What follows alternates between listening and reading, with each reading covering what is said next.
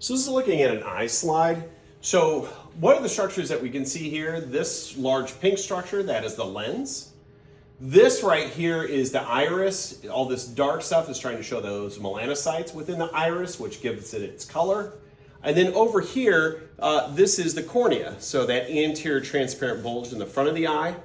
So because we're in the front of the eye, this right here is the anterior cavity, and that contains aqueous humor.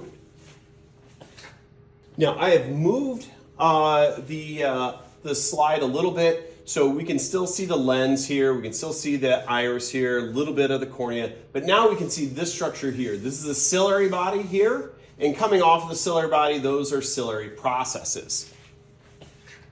Now I've moved to the back of the eye, and we see three layers in the back side of the eye. Right here we have the sclera, this layer here is the choroid, and then all of this is the retina. Now if I come down here, you can see that retina, that layer of the retina kind of ends here. So this area where you're not seeing any of that stuff anymore, this is actually the area of the optic disc.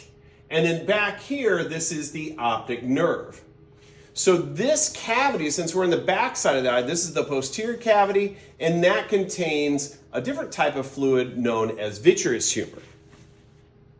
Now I've moved the slide again and I've increased the magnification. We can still see the sclera, we can still see the choroid, and all of this is the retina.